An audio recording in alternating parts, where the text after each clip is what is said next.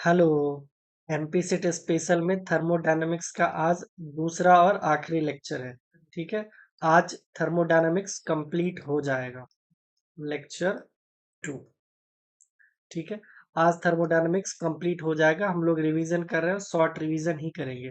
हम लोग last lecture में कहाँ तक, शायद वर्क एंड हीट स्टार्ट करने वाले थे, जो कि नहीं किए थे। तो आज हम लोग वर्क एंड हीट स्टार्ट करेंगे।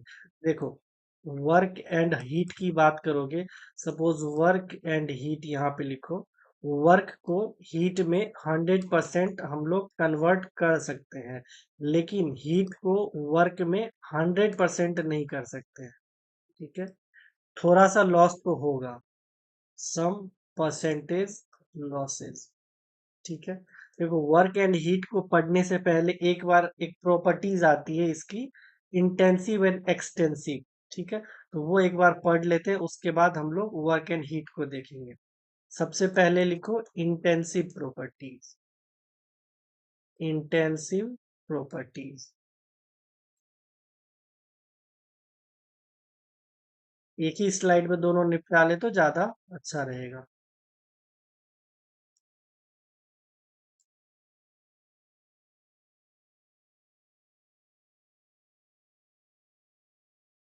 देखो, इधर हो गया इंटेंसिव प्रॉपर्टीज, तो इधर हम लोग एक्सटेंसिव प्रॉपर्टीज लिख लेते हैं। एक्सटेंसिव प्रॉपर्टीज, इसका साइंटिफिक डेफिनेशन भी पहले लिखाएंगे, उसके बाद इसको डायरेक्ट कैसे प्रिडिक्ट करना है किसी भी, कोई भी।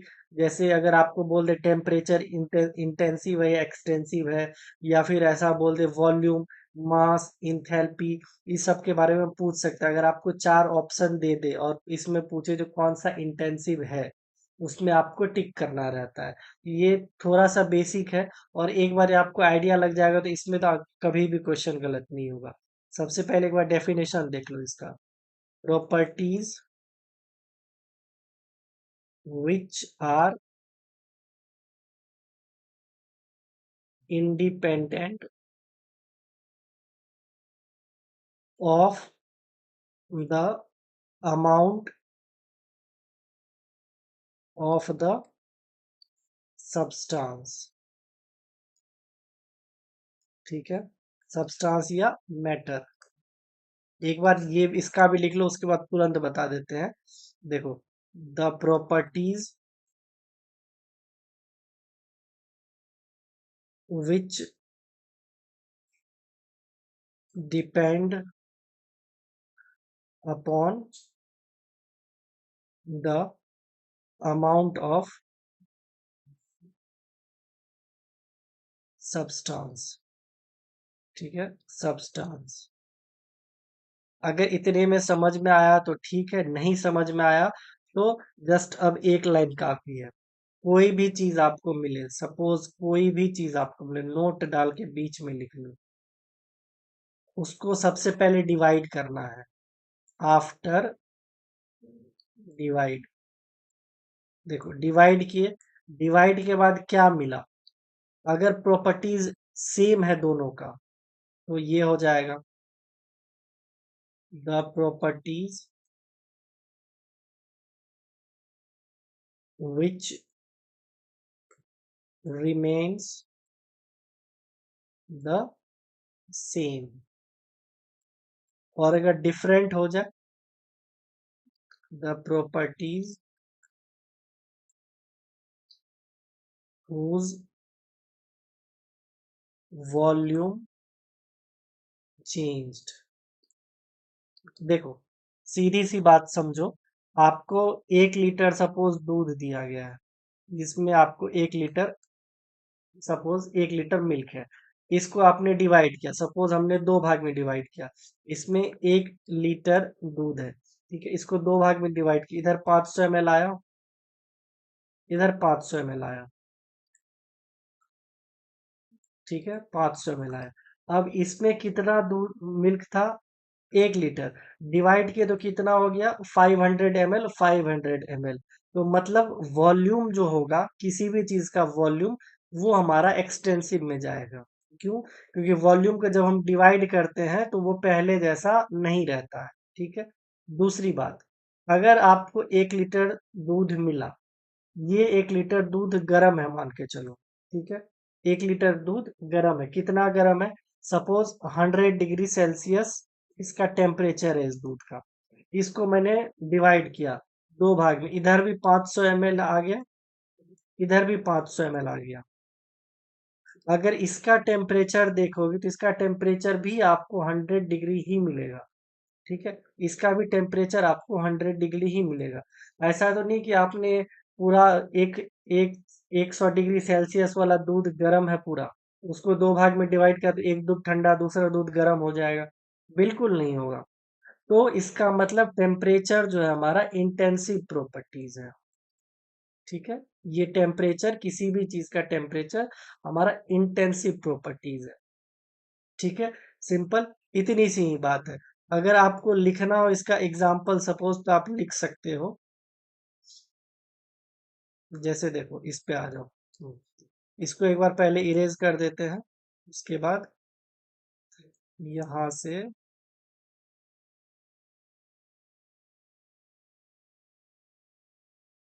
ठीक है।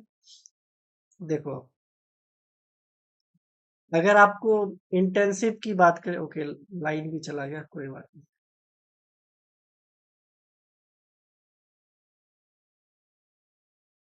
अगर आपसे पूछे इंटेंसिव प्रॉपर्टीज क्या क्या हो सकते हैं, तो देखो, सबसे पहली बात तो टेम्परेचर। किसी भी चीज का टेम्परेचर जितना है उसको कितनी भाग में डिवाइड करो, टेम्परेचर चेंज नहीं होगा।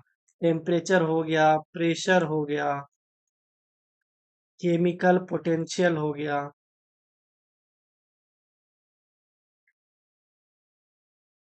कलर हो गया।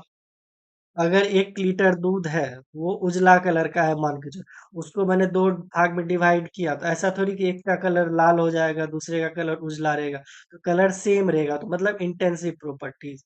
जैसे अडर हो गया, कॉन्सेंट्रेशन हो गया, डेंसिटी हो गया, या फिर मेल्टिंग पॉइंट हो गया, बॉइलिंग पॉइंट हो गया। ये अभी इतना काफी है। अगर आपको चाहिए तो मैं, आप मेरे पास है एक, मैं इमेज होगा तो मैं टेलीग्राम चैनल पे डाल दूंगा। उस पे इंटेंसिव और एक्सटेंसिव, उससे ज्यादा नहीं आएगा, कभी भी किसी भी एग्जाम में नहीं आएगा। इनफैक्ट गेट नेट तक में उससे ज्यादा आपसे नहीं पूछा जा सकता है। अभी के लिए इतना एग्जाम्पल रखो। और एक्सटेंसिव में अमाउंट लिख लो, ठीक है।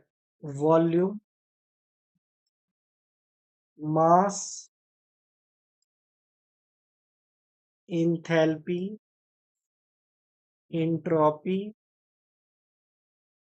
हीट कैपेसिटी,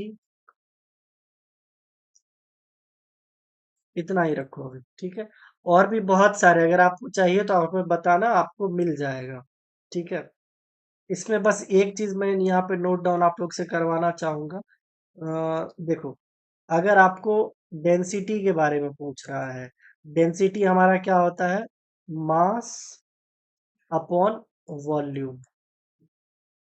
देखो, मास हमारा क्या है? एक्सटेंसिव प्रॉपर्टीज है, एक्सटेंसिव। वॉल्यूम हमारा क्या है? एक्सटेंसिव है। और डेंसिटी हमारा क्या है? इंटेंसिव प्रॉपर्टीज है। आपसे ऐसा क्वेश्चन पूछ सकता है, जो intensive equals to extensive upon extensive. यहाँ पे ऐसा हो सकता है क्या? एक्सटेंसिव इक्वल्स टू इंटेंसिव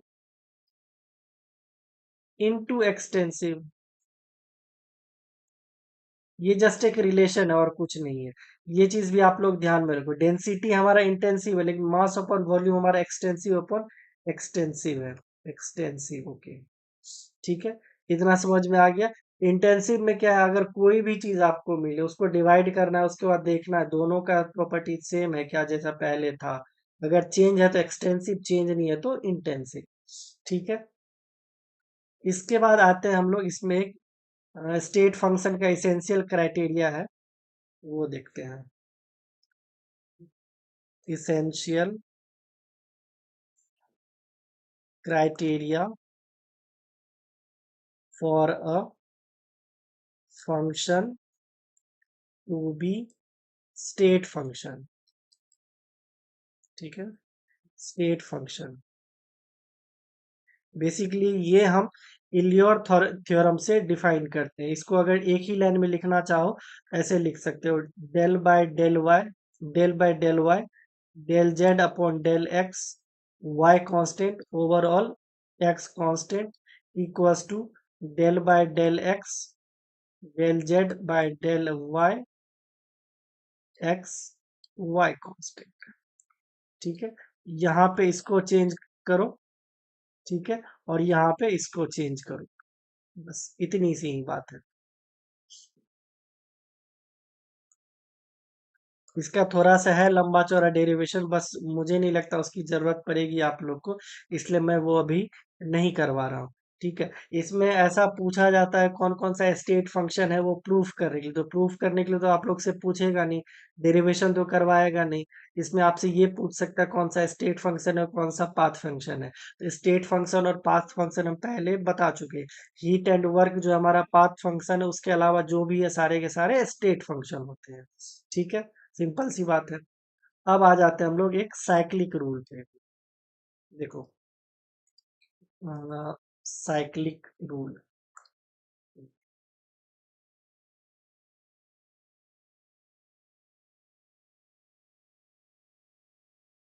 ठीक है। देखो साइक्लिक रूल रूल में बेसिकली होता है क्या, जैसे हमारे पास तीन वेरिएबल्स है, उस तीन वेरिएबल्स का हम रिप्रेजेंटेशन कैसे करते हैं, वो लिखते कैसे हैं, वो हमको याद कैसे रहेगा वो देखो। अगर हमारे पास तीन वेरिएबल्स है मान के चलो, पहले ही ऐसे डिसाइड ऐसे लिख लो, यहाँ पे एक कॉपी करके एक और रख ही लो अभी, ये तो डायरेक्ट ऐसे फिर से बना लो, ठीक है। देखो इसमें जस्ट एक एरो डिसाइड करो, चलो सपोज इधर से इधर जा रहे हैं, ठीक है, इधर से इधर, यहाँ पे x, यहाँ पे y और यहाँ पे z। अब यहाँ पे इसका उल्टा बना लो, x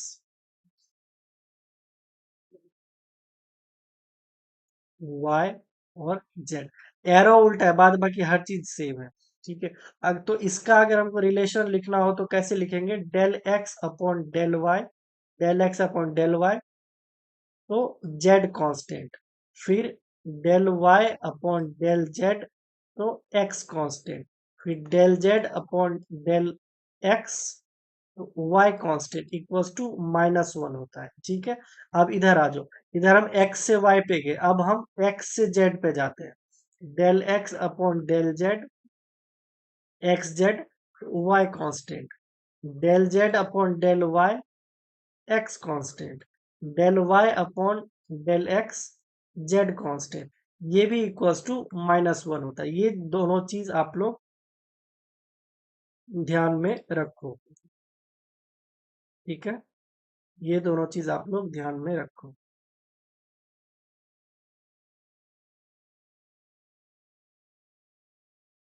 ठीक है। एरो चेंज हो रहा है फिर भी -1 ही रहेगा, ओके। अब देखो, अब ये पूछेगा कहाँ पे, सपोज तीन वेरिएबल्स हम किसको ले लेते, चलो टेम्परेचर, प्रेशर एंड वॉल्यूम, इसका हम लोग ढूंढने की कोशिश करते हैं। सबसे पहले वही बात, एक सर्कल ड्रॉ करना है, ड्रॉ कर लो एक सर्कल, एक और कर लो, दोनों हो जाएगा एक साथ, ठीक है। देखो अब एरो डिसाइड करना, चलो इधर से रखते हैं पहले, टेम्परेचर, प्रेशर, वॉल्यूम। अब इसका उल्टा रख लेते हैं, टेम्परेचर, प्रेशर, वॉल्यूम। अब देखो del T by del P, del T upon del P, volume constant. अब del P upon del V, temperature constant, del V upon del T, pressure constant. ये क्या हो जाएगा, -1 हो जाएगा। अब इसका भी देख लो, अब उल्टा चलो, del T upon del V, pressure constant, del V upon del P, temperature constant, उसके बाद पी तक आ गए। देखो अब del T upon del V pressure constant. नहीं, ये तो हो गया ना सेम। देखो, वी से पी पे गए, अब पी से टी पे जाएंगे ना। ओके, ये थोड़ा गड़बड़ है। हम्म, देखो, पी, वी से पी पे गए, अब del P upon del T volume constant, ये हो जाएगा -1। सेम जैसा एक्स वाई जेड है, उसी तरह ये भी निकालते हैं। इसको अभी हम लोग साइक्लिक रूल से जस्ट समझते हैं। एक्स वाई जेड जस्ट आपको समझाने के लिए दिए थे, और ये एक एग्जाम्पल हो गया बस, और कुछ भी नहीं है। इसको आप एग्जाम्पल में काउंट कर सकते हो। अब देखो, ये साइक्लिक रूल है। ये आइडियल गैस के लिए हो सकता है आपको प्रूफ करने के लिए बोल दे, तो आप प्रूफ करोगे तो -1 ही आएगा। अभी हमारे पास उतना टाइम नहीं है जो हम लोग इसको प्रूफ करने बैठे हैं। ठीक है, अब आ जाते हैं नेक्स्ट। नेक्स्ट हम लोग क्या पढ़ने वाले हैं? Thermodynamic coefficient. कोफिशिएंट, देखो, थर्मोडायनामिक्स कोफिशिएंट में हम लोग 3 टाइप के पढ़ते हैं। ठीक है, 3 टाइप के। पहला टाइप क्या होता है? Isobaric thermal expansion coefficient. इसको हम लोग अल्फा से डिनोट करते हैं। ठीक है, इसमें ओवरऑल आपका सिर्फ एक ही क्वेश्चन मिलता है, अल्फा आइडियल। अगर आइडियल गैस के लिए होगा तो 1/T, या फिर अल्फा इक्वल्स टू 1/T। ठीक है, एक मैं समझा देता हूँ, उसके बाद मैं नहीं समझाऊंगा। इसका देखो, ये होता क्या है basically, it is the relative change in volume, मतलब dV/V with change in temperature, यानी dt एट कांस्टेंट प्रेशर। ठीक है, मतलब अल्फा इक्वल्स टू dV/V/dt। इसको ऐसे लिख सकते हैं हम क्या? Alpha equals to 1/V dV/dt pressure constant. ठीक है, सिंपल। अब देखो, आइडियल गैस के लिए क्या होता है? PV equals to R N R T.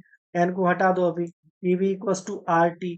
तो यहाँ से अगर V अपॉन टी निकालोगे तो R अपॉन पी हो जाएगा। मतलब यहाँ पे alpha equals to 1/V R upon P. तो यहाँ से 1/R अपॉन पी वी। अब देखो, PV equals to R T था, तो अल्फा इक्वल्स टू, फिर से देखो, alpha equals to R upon PV equals to R T. R T, R से आर कैंसिल हो गया, तो अल्फा इक्वल्स टू 1/T। वही अगर अल्फा आइडियल के लिए पूछ दे, alpha ideal equals to 1/T। ठीक है, ऐसे हम लोग फाइंड करते हैं। तो अभी हमारे पास उतना बताने का टाइम नहीं है, जस्ट मैंने एक बता दिया। बाद बाकी का कैसे याद रखना है, बस वही अभी देखो। नेक्स्ट आ जाओ। नेक्स्ट होगा हमारा आइसो थर्मल कॉम्प्रेसिबिलिटी कोफिशिएंट। ठीक है, इसको हम लोग बीटा से डिनोट करते हैं। अब ये होता क्या है? It is the relative change in volume with, एक सेकेंड, हाँ, with change in pressure at constant temperature. ठीक है, ये हम डायरेक्ट लिख लेते हैं, beta ideal equals to 1/T। आप लोग ऐसे सॉल्व करके देख सकते हो, यही होगा। ठीक है, अब तीसरा देखो। आइसोकोरिक टेम्परेचर बेस्ड प्रेशर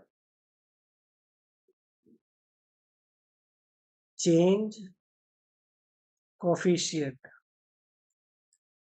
ठीक है, ये होता है basically it is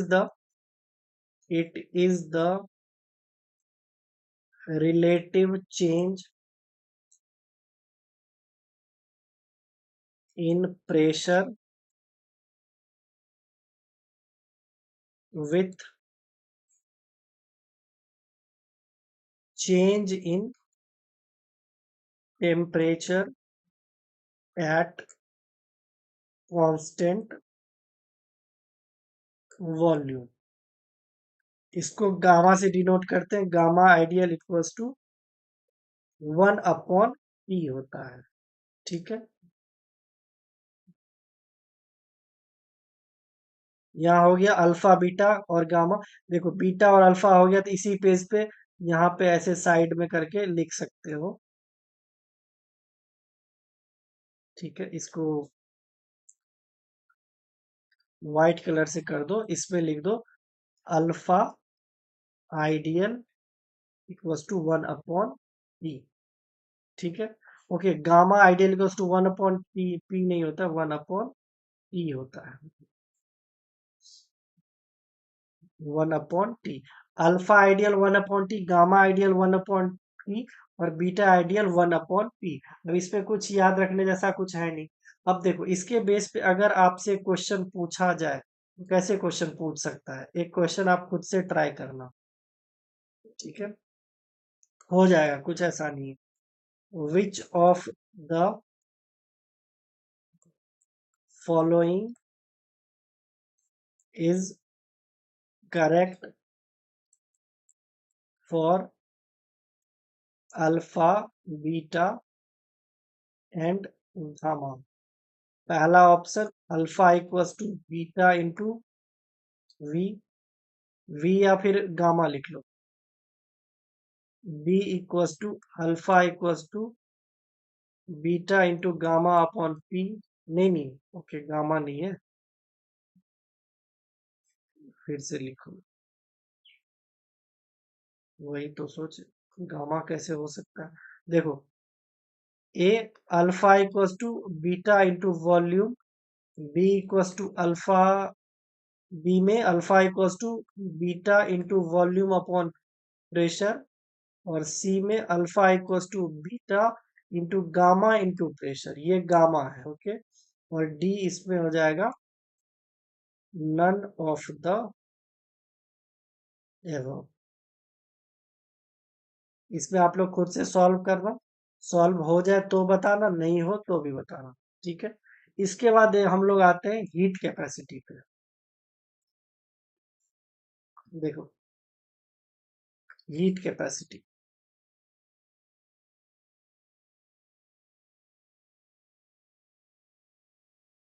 heat capacity basically होता क्या है, सपोज यहाँ पे अगर ये T1 है और ये सपोज T2 है, तो या इसका अगर हमको हीट कैपेसिटी निकालना होगा तो C equals to Q/T2 minus T1 होता है।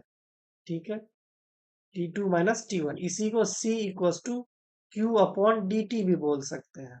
ठीक है, सिंपल। इसका डेफिनेशन भी लिख लो, शायद कहीं काम आ जाए। देखो heat capacity for a substance is the amount of heat required to raise the temperature of a substance by 1 unit। ठीक है, ये इसका है जस्ट एक फॉर्मूला। हाँ, हीट कैपेसिटी अगर पूछे इंटेंसिव है या एक्सटेंसिव, ये कौन कौन कमेंट में बताएगा, देखते हैं। आप लोग बताने इसमें कौन सा हीट कैपेसिटी इंटेंसिव है या एक्सटेंसिव। देखो हीट कैपेसिटी तो हो गया, इसी में एक आता है एक स्पेसिफिक हीट कैपेसिटी, वो लिखो, specific heat capacity.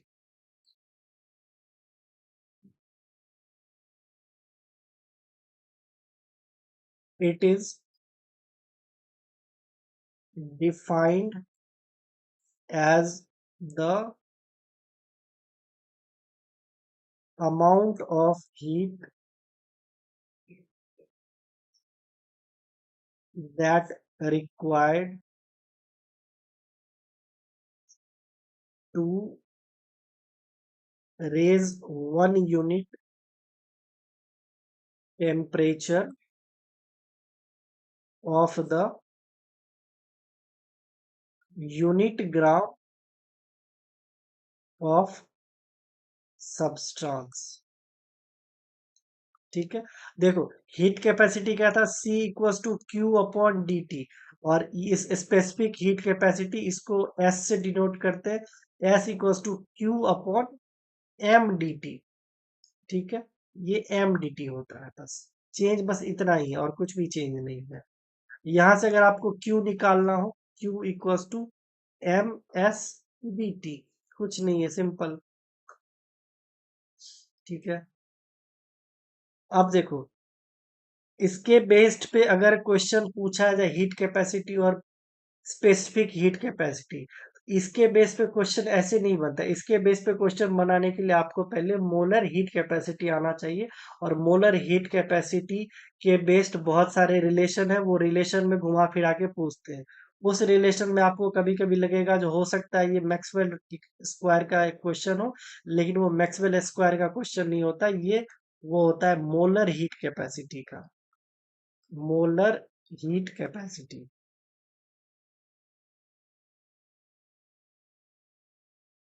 Molar heat capacity का पहले एक बार डेफिनेशन लिख लो, amount of heat required to raise the temperature of a 1 mole of gas by 1 unit. ठीक है, देखो C equals to Q upon D T था हीट कैपेसिटी। अब इस पे मोलर हीट कैपेसिटी, सिंपल, कुछ भी चेंज नहीं करना है। देखो इसमें दो तरह का हम लोग फाइंड करते हैं,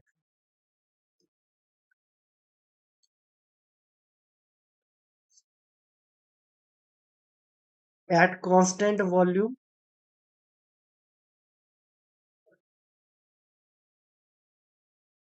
CV equals to Q upon N D T. ठीक है, और एट कांस्टेंट प्रेशर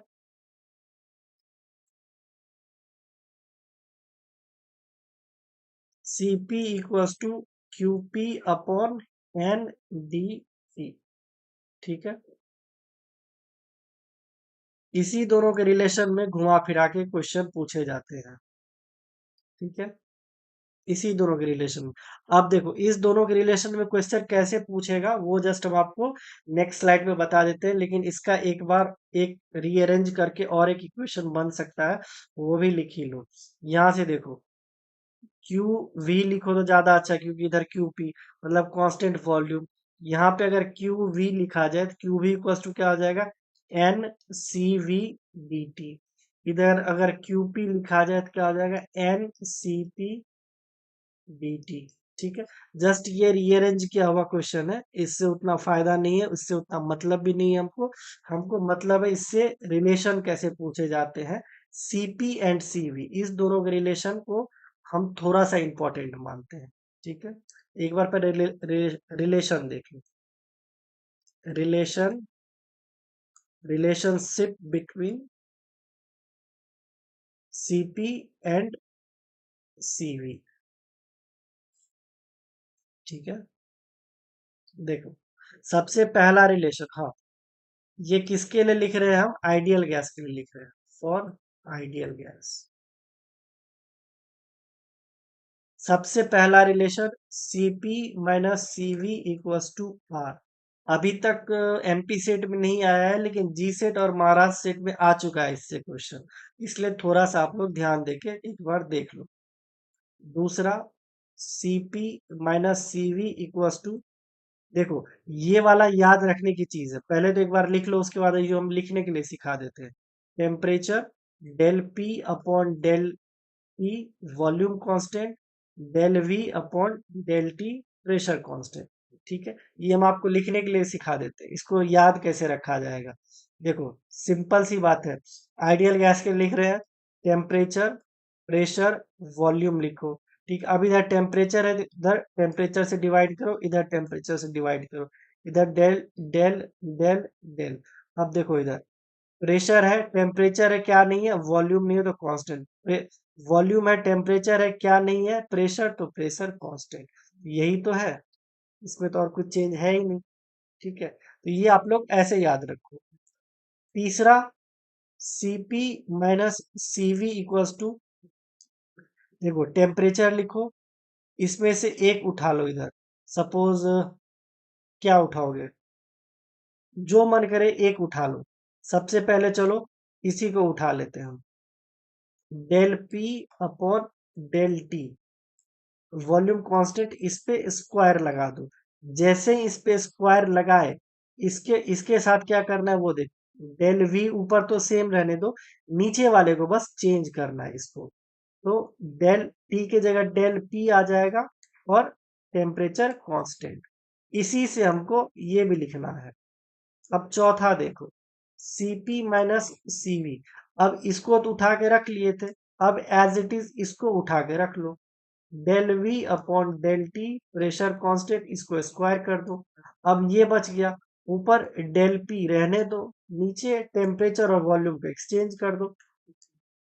सिंपल, इसी से ये भी लिख लिए। तो ये तीनों को ऐसे करके आप लोग याद रख सकते हो। ये चार हो गया। एक और देखो, Cp minus Cv equals to alpha square temperature volume upon beta. एक और देखो, Cp minus Cv equals to alpha square T we.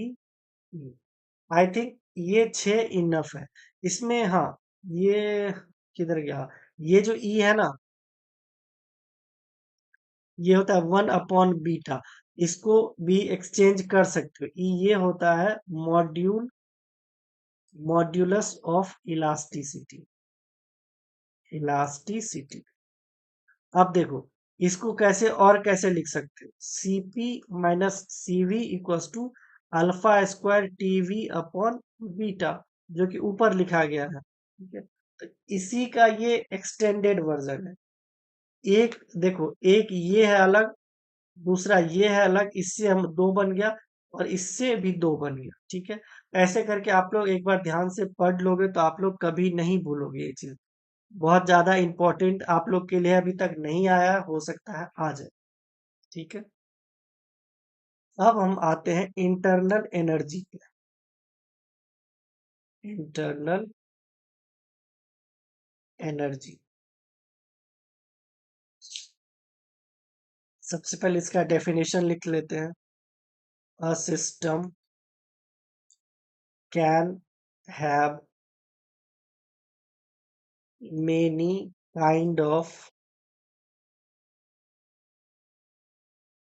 Energy, but only those energy types counted in internal energy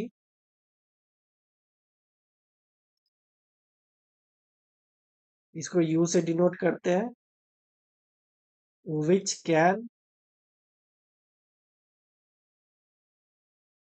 change the temperature of the system। ठीक है, बहुत सारे type के energy होते हैं, लेकिन इंटरनल एनर्जी हम उसी को मानेंगे जो हमारे सिस्टम के टेम्परेचर को चेंज कर दे।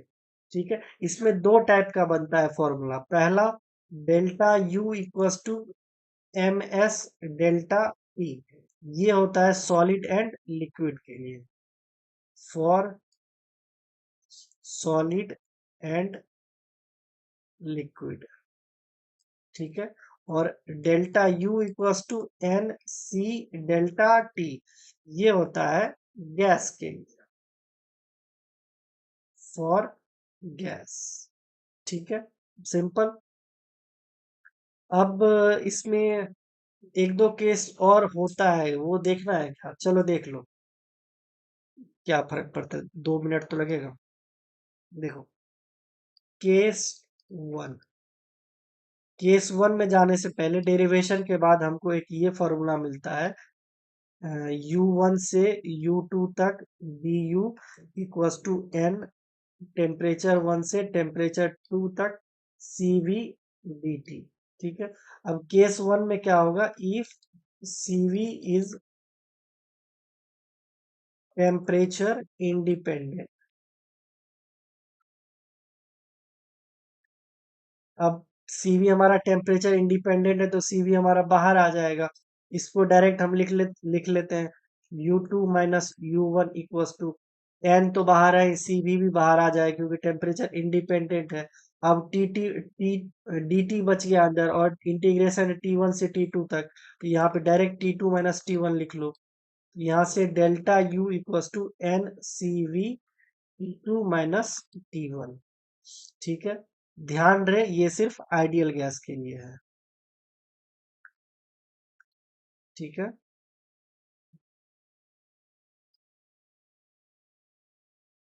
Only valid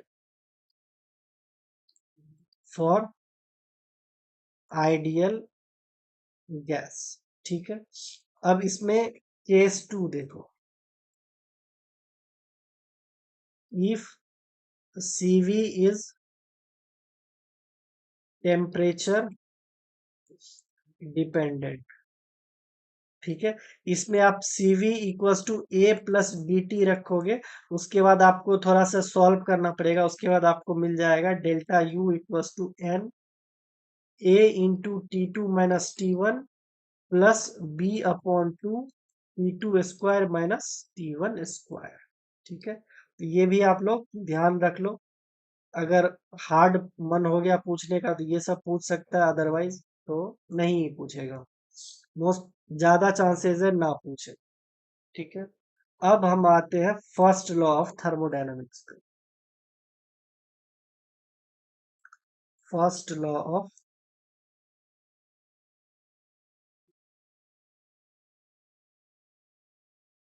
thermodynamics.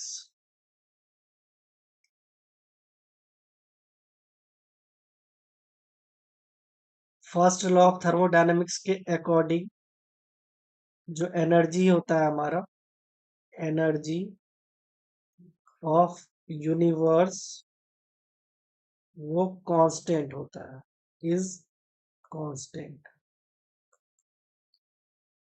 ये बहुत बचपन में आप लोग पढ़े होंगे, शायद आप लोग को याद भी होगा।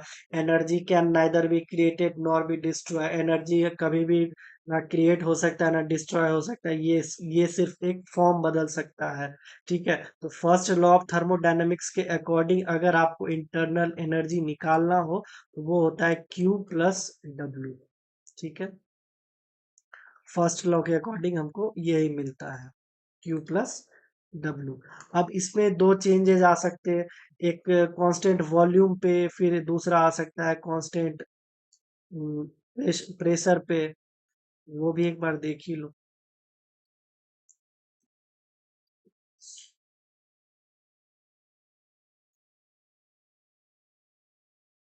इधर लिखते हैं एट कांस्टेंट वॉल्यूम, इधर लिखते हैं एट कांस्टेंट प्रेशर। ठीक है, तो delta U equals to Q V plus W, delta U के अब हम लोग बी यू लिख लेते हैं। जस्ट कुछ नहीं, इंटीग्रेशन वाले टर्म में लेके आ रहे हैं इसलिए। क्यू वी इक्वल्स टू, देखो डब्ल्यू इक्वल्स टू क्या होता है, P into D V, minus होता है तो प्लस। अरे हम लोग पढ़े थे ना, P external into D V, इसमें इंटीग्रेशन में वही तो कर रहे हैं यहाँ पे। ठीक है, अब देखो ये हमारा जीरो हो जाए, क्यों, क्योंकि कांस्टेंट वॉल्यूम है, तो मतलब बचेगा क्या, D U equals to Q V. यहाँ पे ऐसे लिख सकते N C V D T equals to Q V equals to D U. ठीक है, ये एक एक्सप्रेशन हमको फर्स्ट लॉ ऑफ थर्मोडायनेमिक्स का मिलता है। ठीक है, उसी तरह अगर हम डायरेक्ट कांस्टेंट प्रेशर की बात करें, कांस्टेंट प्रेशर में हमको क्या मिलता है, Q P equals to N C P D T, यही होता है इंथैल्पी भी। ठीक है, अब इंथैल्पी का आगे आया चर्चा, तो इंथैल्पी का भी देख ही लेते हैं। वैसे यही है इंथैल्पी का ही फॉर्मूला, और कुछ नहीं है। इंथैल्पी का भी फॉर्मूला यही है। बस इंथैल्पी में एक चीज और आपको क्या ऐड करना होगा, इसी स्लाइड पे लिख लो, यही करो। इंथैल्पी में देखो, पहली बात तो ये स्टेट फंक्शन है, एक्सटेंसिव प्रॉपर्टीज है, एक्सटेंसिव प्रॉपर्टीज है, और enthalpy equals to internal energy plus pressure and volume, ये होता है। ठीक है, और उसके बाद आगे बढ़ोगे तो यही आपको मिलने वाला है, तो ये भी यहाँ पे लिख लो, B H equals to N C P D T. ठीक है, और कुछ नहीं है, इतना ही है इसका राम कहानी। इसमें भी दो केस है, चलो ये भी लिख ही लो, जब केस लिख ही रहे तो। देखो केस, एक सेकेंड, केस वन, अगर आपको CP, CP is independent of temperature, independent of temperature, इसमें आपको डेल्टा एच जो मिलेगा वो मिलेगा N C P T two minus T one. ठीक है, वही अगर case two, if CP is temperature dependent, ठीक है, इसमें आपको मिल जाएगा delta H equals to delta U plus delta pressure and volume. ठीक है, देखो एक चीज मैं आपको ऑनेस्टली बताऊंगा, जिसको थर्मोडायनेमिक्स आता है उसको समझ में आ रहा होगा जो हम क्या कर रहे हैं, और जिसको नहीं आता होगा उसको थोड़ा सा दिक्कत आ रहा होगा, क्योंकि ये सब चीज बिना डेरिवेशन के समझ में आना मुश्किल है। ठीक है, तो जिसको समझ में नहीं आ रहा है उसके लिए जस्ट मैं एक सजेशन देना चाहूंगा, आप लोग जस्ट एक बार ध्यान से देखते रहो कहाँ क्या लिखा जा रहा है, क्योंकि अगर एमपी सेट में क्वेश्चन बना तो इससे आगे कुछ नहीं होगा, हो सकता है डायरेक्ट एक्सप्रेशन उठा के दे दे। ठीक है, तो इससे ज्यादा और कुछ नहीं होगा, इसलिए कि जस्ट एक बार आप गो थ्रू करके भी जाओगे ना तो काम बन जाएगा आपका। ठीक है, देखो इससे चार टाइप का और फार्मूला जनरेट होता है। पहला, एट कांस्टेंट प्रेशर, ये होगा delta H equals to delta U, देखो कांस्टेंट प्रेशर है तो प्रेशर बाहर आ जाएगा, प्लस पी डेल्टा वी। ठीक है, दूसरा, at constant volume, delta H equals to delta U, volume constant तो इस बार वॉल्यूम बाहर आएगा, सिंपल। ठीक है, तीसरा, एट कांस्टेंट टेम्परेचर, तो डेल्टा एच हमारा तो जीरो हो जाएगा, क्यों, क्योंकि डेल्टा एच हमारा इंटरनल एनर्जी पे डिपेंड करता है, और इंटरनल एनर्जी हम तभी कंसीडर करेंगे जब हमारा टेम्परेचर चेंज होगा। ठीक है, तो जहां पे भी अगर कांस्टेंट टेम्परेचर दिखे वहां पे आप इंटरनल एनर्जी और इंथैल्पी को जीरो कर दो उठा के, और कुछ भी नहीं सोचना है। ठीक है, चौथा, फॉर अ केमिकल रिएक्शन, इसमें delta H equals to delta U plus N G R P. यहाँ पे भी लिख देते हैं एन जी क्या होता है, टेंशन नहीं लेने का।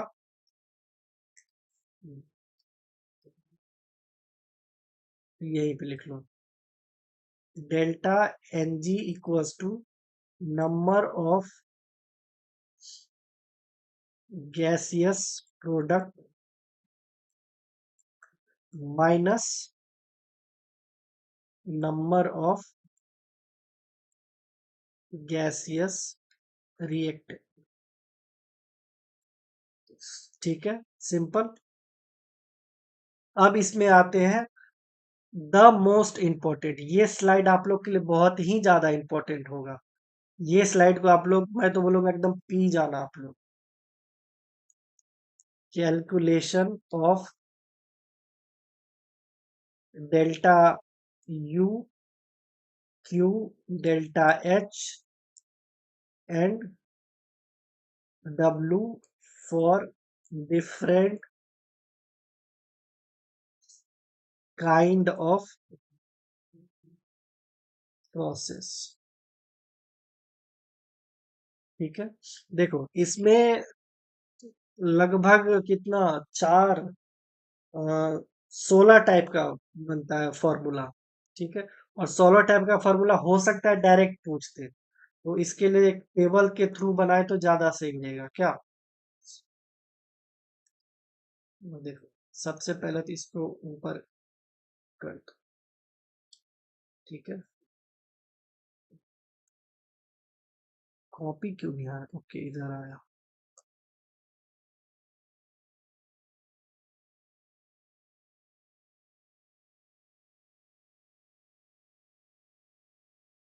अरे चलो कोई बात।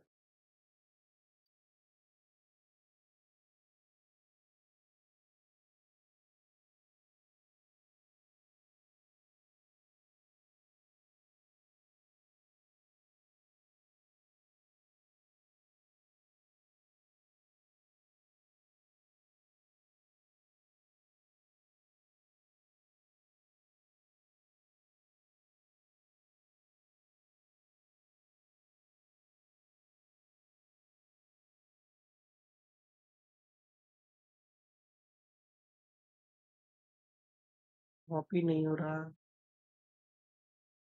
चलो फटाफट ड्रॉ ही कर लेते, क्या उतना टाइम वेस्ट करें। नहीं हो रहा है, नहीं हो रहा है। इसको थोड़ा सा इधर कर देते हैं।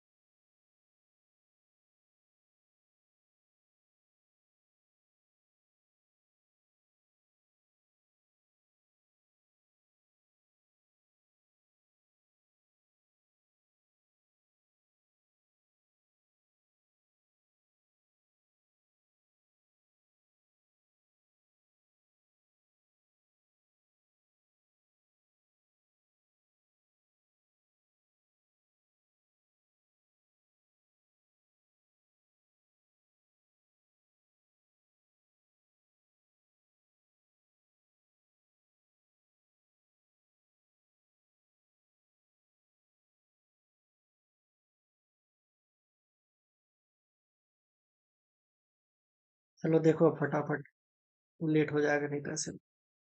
यहाँ पे लिखो आइडियल गैस। ठीक है, यहाँ पे रिवर्सिबल आइसोथर्मल, यहाँ पे इरिवर्सिबल आइसोथर्मल,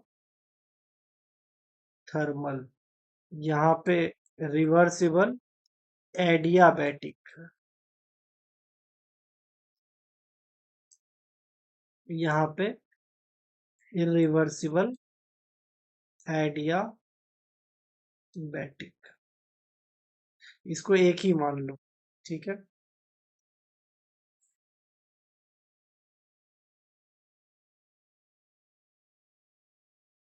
इसको डिलीट करना है।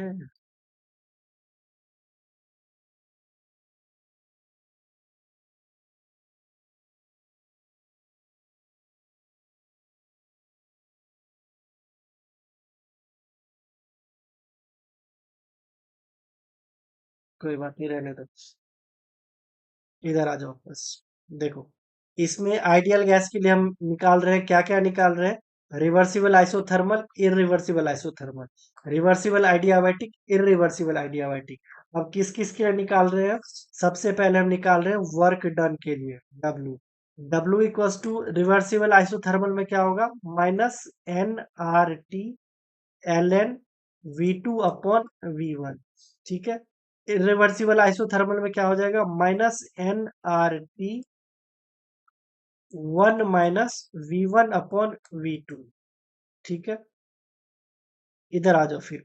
हीट के लिए, हीट के लिए जस्ट इसका अपोजिट, यहाँ पे माइनस था, यहाँ पे N R T L N V two upon V one. इसका भी opposite N R T one minus V one upon V two. ठीक है, डेल्टा यू यानी इंटरनल एनर्जी। देखो, आइसोथर्मल है, टेम्परेचर कांस्टेंट, तो internal energy zero. Isothermal, internal energy zero. Enthalpy, internal energy zero है, ये भी जीरो हो जाएगा। सिंपल सी बात है, दोनों बहुत भाई भाई हैं। ठीक है, अब इधर आ जाओ। रिवर्सिबल एडियाबैटिक, रिवर्सिबल एडियाबैटिक में वर्क डन होता है N R upon gamma minus one E two minus E one. ठीक है, इसमें भी सेम होगा, हो जाएगा सेम।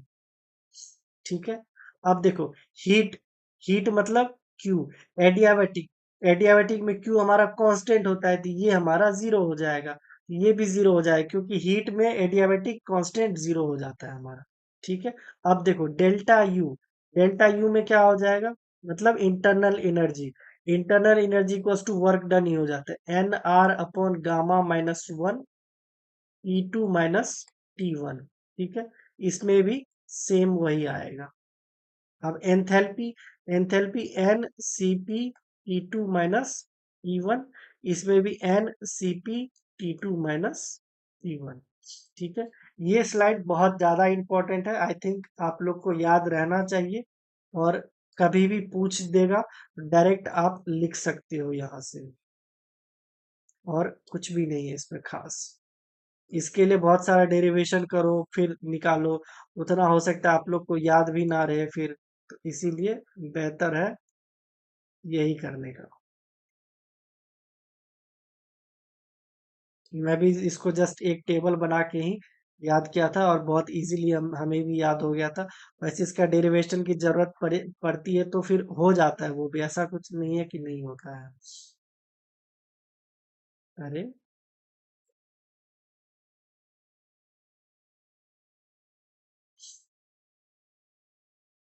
ठीक है, आप ये पूरा टेबल याद रखो, बहुत ही ज्यादा काम आने वाला है आप। अब इसके बाद लास्ट है थर्मोडायनेमिक इक्वेशन ऑफ स्टेट, और फिर इंट्रोपी है। इंट्रोपी भी देख लेंगे थोड़ा बहुत, but thermodynamics equation of state एक बार देख लो। दो इक्वेशन है, और जस्ट एक स्लाइड में हो जाएगा। Thermodynamics equation of state. ठीक है, फर्स्ट इक्वेशन देखो, फर्स्ट इक्वेशन होता है delta U upon delta V, temperature constant equals to T into delta P upon delta T volume constant minus P. ये होता है फर्स्ट थर्मोडायनेमिक इक्वेशन। ठीक है, जस्ट याद ही कर लो, उतना अभी समझाने का मेरे पास भी टाइम नहीं है और आप लोग के पास भी टाइम नहीं है। और सेकेंड होता है हमारा, देखो, ये सब ना मैक्सवेल स्क्वायर से ही आता है, तो मैक्सवेल स्क्वायर में यहाँ से आप यहाँ तक आ सकते हो। अगर फिर भी आपको मन है तो चलो मैं एक बार बता देता हूँ इसको, कहाँ से कहाँ जाने पे आपको मिल जाएगा। सबसे पहले तो मैक्सवेल स्क्वायर बनाओ, फिर उसमें एरो डालो, यहाँ से यहाँ एरो आएगा, फिर यहाँ से यहाँ एरो आएगा। उसके बाद क्या था, सत्य प्रकाश जो है बहुत ज्यादा थका हुआ था और गॉड को बोल रहा था अभी उठा लो, यही बोल रहा था। अब फर्स्ट इक्वेशन में आपको कहाँ से सॉल्व करना है, इसको पकड़ना है और इधर जाना है और इधर जाना है, मतलब D U equals to T D S minus P D V. यहाँ से फर्स्ट थर्मोडायनेमिक इक्वेशन जनरेट होता है। ठीक है, वही अगर सेकंड की बात करोगे तो यहाँ पे कलर चेंज कर लेते हैं, फिर सेकंड का इसी में बता देते हैं हम। सेकंड चलो रेड ले लो। सेकंड, सेकंड में क्या करना है आपको, एच को पकड़ना है और इधर जाना है और इधर जाना है, मतलब D H equals to T D S minus V D P. ठीक है, यहां से आपको second thermodynamic equation of state मिल जाएगा।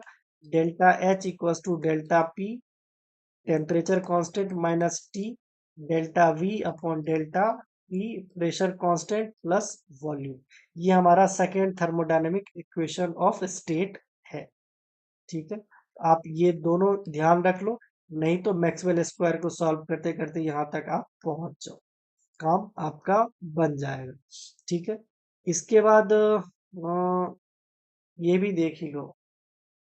जब हर चीज देख ही रहे, थोड़ा लंबा वीडियो हो ही रहा है तो ज्यादा नहीं करना चाहिए।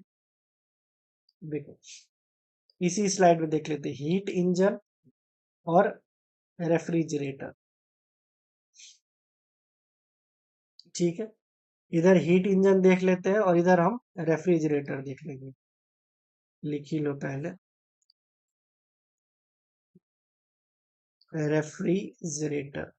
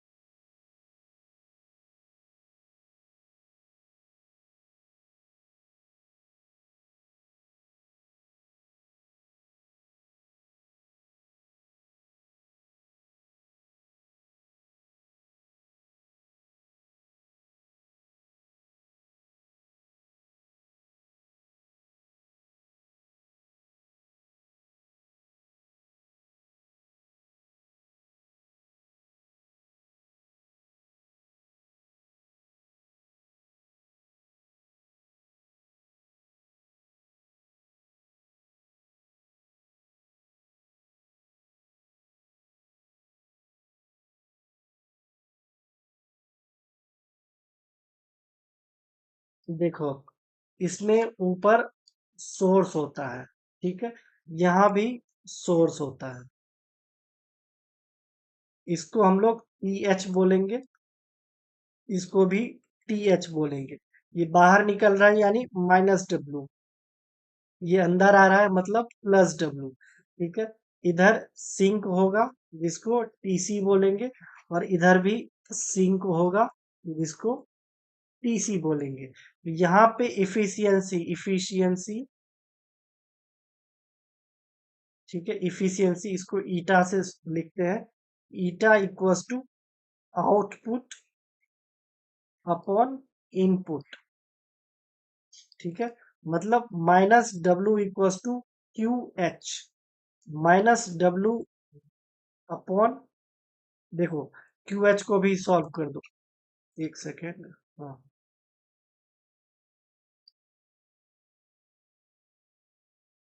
यहाँ पे eta equals to Q H minus Q C, Q C upon Q H.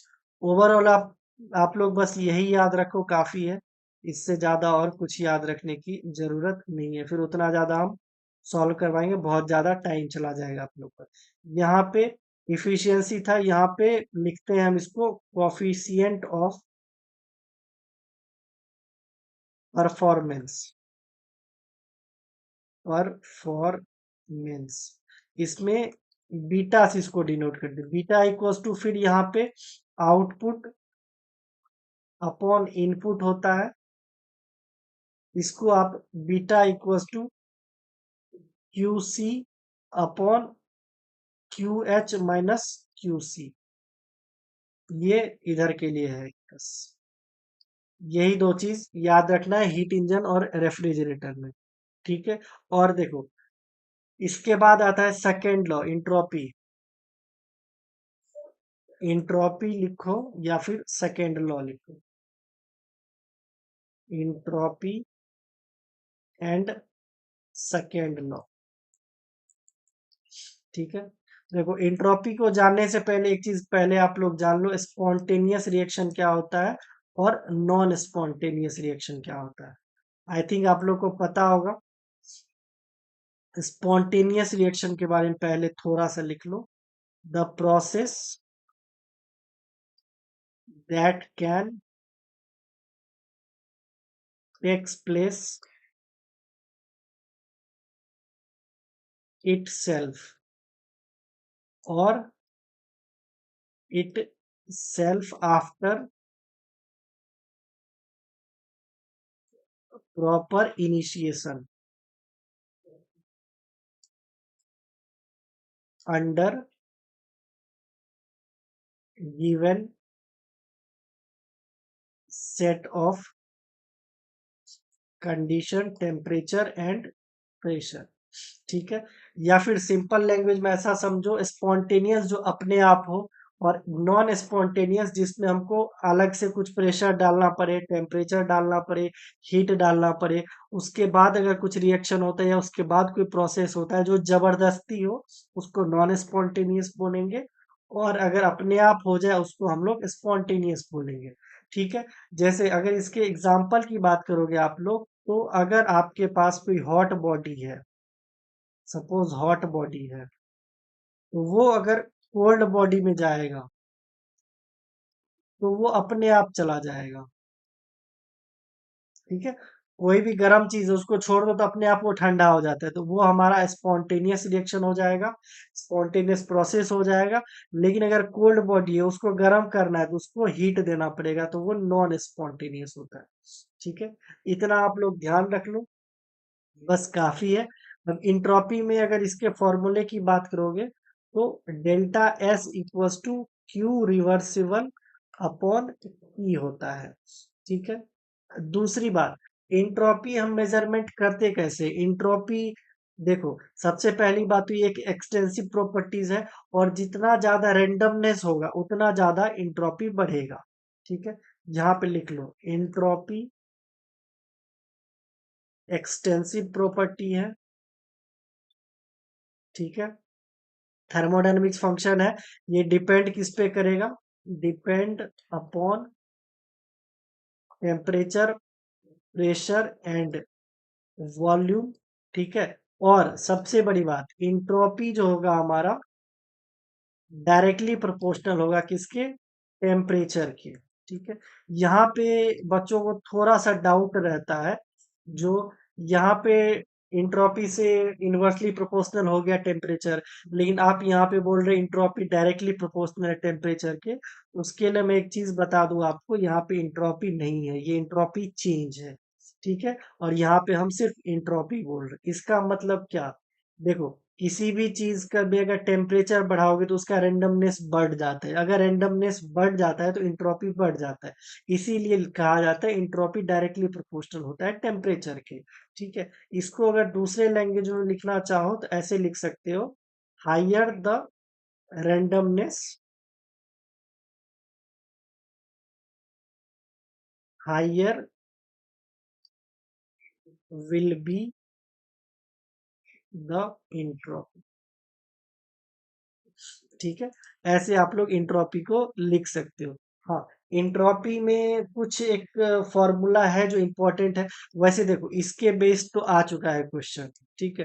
हो सकता है इसी के बेस्ड आए, अगर इसके बेस्ड ना आए तो दो फॉर्मूला है, मैं सजेस्ट करूंगा आप लोग बस एक बार देख लो, इसको ध्यान में रख लेना।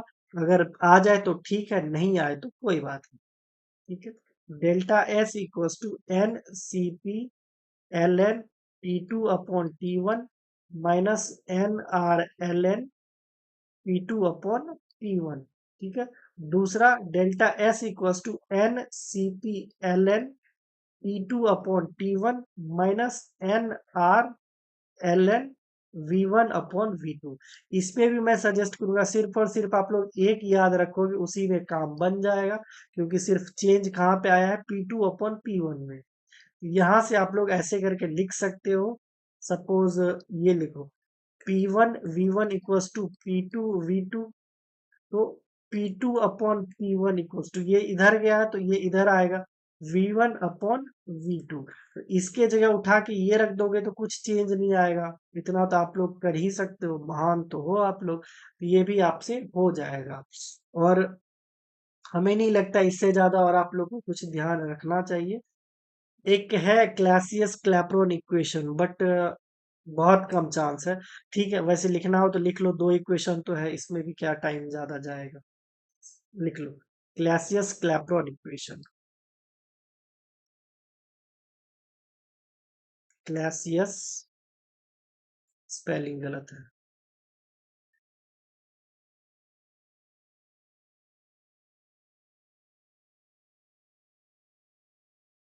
Clausius Clapeyron equation. देखो, कोई भी सेट एग्जाम हो और CSIR नेट हो, सिलेबस ऑलमोस्ट सेम रहता है। बस चेंज क्या रहता है, जो CSIR नेट में आपसे अप्लीकेशन पार्ट पूछेगा, मतलब Clausius Clapeyron equation. Suppose dp upon dt equals to delta S upon delta V, ये होता है क्लासियस इक्वेशन। ठीक है। आपसे अगर कोई सेट एग्जाम में पूछे तो ये आपसे ये पूछ सकता है, चार ऑप्शन दे देगा और बोलेगा इसमें कौन सा इक्वेशन क्लासियस क्लैपेरॉन इक्वेशन है। ठीक है। तो ये है हमारा क्लासियस इक्वेशन। ठीक है। लेकिन अगर CSIR नेट में पूछेगा तो इसके बेस्ड एप्लीकेशन, इसके बेस्ड क्वेश्चन पूछेगा। ठीक है। अब देखो यहाँ पे delta S equals to delta H upon T होता है। इसको ऐसे रीअरेंज करके लिख सकते हैं क्या, dp upon dt equals to delta H upon T delta V. ठीक है। इसको हम लोग बोलते हैं Clausius Clapeyron equation. Clausius Clapeyron equation. ठीक है, सिंपल इतना ही है। अब देखो, इसमें भी अगर आपको ये नहीं याद रखना हो, ये कैसे याद रखेंगे हम, इसका भी सिंपल फॉर्मूला है मैक्सवेल इक्वेशन, मैक्सवेल स्क्वायर। ठीक है। इसलिए मैंने पहले ही बताया था मैक्सवेल स्क्वायर काफी ज्यादा इंपॉर्टेंट होता है, आपको पूरा थर्मोडायनेमिक्स में काम आएगा ही आएगा। ठीक है। यहाँ पे देखो, यहाँ पे सत्य प्रकाश जो था बहुत टाइट था, गॉड को बोला अभी उठा लो। अब देखो, इसमें क्या किया, क्या है इन्होंने, P से T की ओर गया तो S से V की ओर जाएगा, तो P upon T equals to S upon V। इसी में डेल डेल डेल डेल जोड़ दिया, तो यही तो हमारा हो गया क्लासियस इक्वेशन। अब क्लासियस इक्वेशन में क्या किया इन्होंने, इंट्रोपी का यूज किया, delta S equals to delta H upon T. ठीक है। इसके बारे में लिख लो, वरना बोलोगे ये क्या बीच में आपने लिखा दिया। इसके बारे में लिख लो इधर।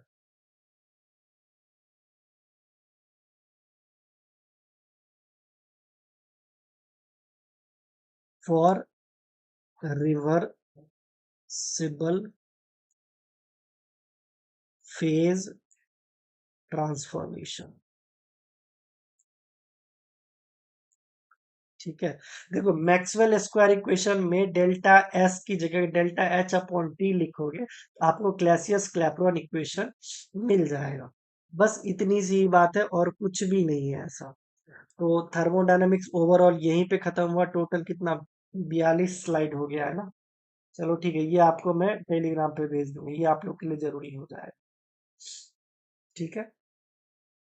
तो थर्मोडायनेमिक्स यहीं पे कंप्लीट हुआ, मिलते हैं नेक्स्ट वीडियो में। तब तक के लिए थैंक यू।